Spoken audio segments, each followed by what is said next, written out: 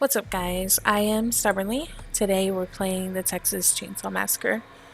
My goal for this video will hopefully be to show you guys the different exits available per map.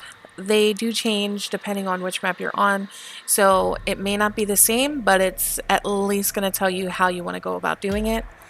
There's going to be a generator escape, a car battery escape, a valve escape, and a fuse escape. So you have multiple different options that you can take. I have not decided which one I'm going to do. We're just going to kind of go through it, and depending on which map I get and where I end up going will be the deciding factor. I am a Leland main. For the purpose of this video, I have changed one of my perks to run proficiency. This, when you hold a key item, fuse, valve, highlights the location. It can be used for 40 seconds.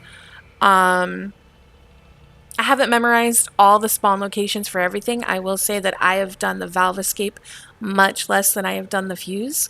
So just for the purpose of not taking forever to figure out where each item goes, I equipped it to be a little more efficient. Proficiency, basically. So that's the plan. I tend to like to use the door perk on Leland. The door perk, when you use that, it allows you to stun the killers for an extended period of time. You do not need to run that perk in order to stun the killer. It just gives the stun a longer stun period. So the search continues in Muerto County for a missing University of Texas student. The sheriff's department says Maria Flores, a native of Uvalde, was last seen near the I don't tend to be strong on the lock picking and whatnot. I tend to kind of maybe like the interaction with the killers a little more than I do doing the objectives. I help with the objectives, but I tend to like to be the protector. I'm also not usually a very stealthy gamer. I'm trying to do that because Texas Chainsaw requires a lot more patience than other games might seem. Usually I would, since this is family house, I would use this nice beautiful long wall here to bully Bubba, but we're not going to do that today. That's not the plan, though. I will not lie. It's very enticing to me to bully Bubba down here. Leland's skill is also called Barge.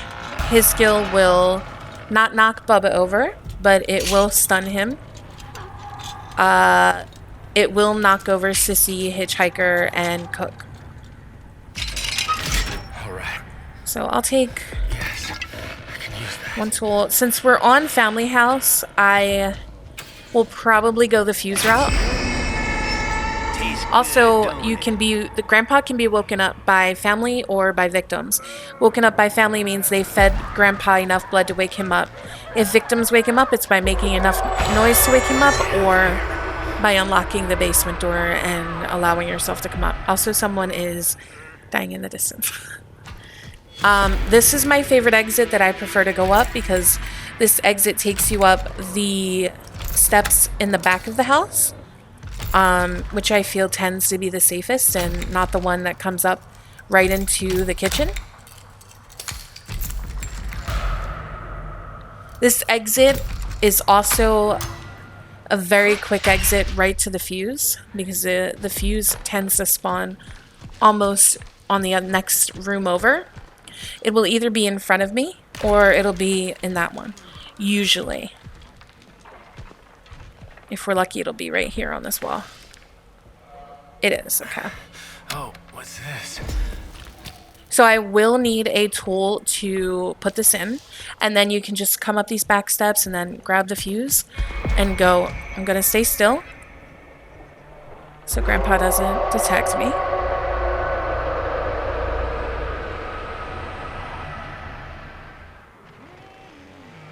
All right.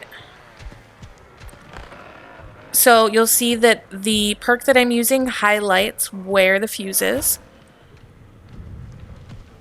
The fuse box can also spawn in multiple places as well. On the family house, it only spawns upstairs. There are different locations of it, but it will only spawn upstairs. Wait, can I use that? For this location, before I turn the fuse box on completely, I like to make sure that this is open. I actually just remembered that wasn't the greatest. That was not a great move. I need a tool.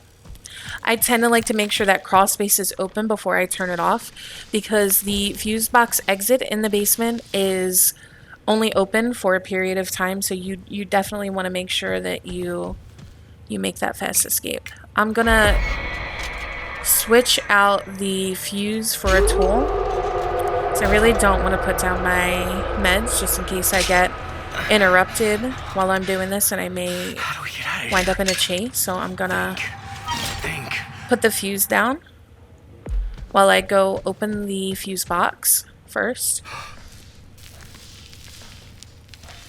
Now there are 2 fuses and 2 valves on each map, just in case one of your friendly victims want to keep one camped on their body. So you're gonna open it up with a tool.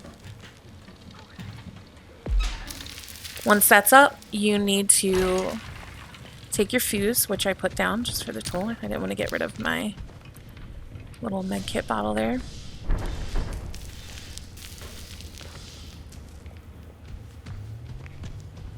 Grab my fuse. You'll see again it's highlighted. If you're still very unsure of where everything is located, I would say this is a really good perk for you to use.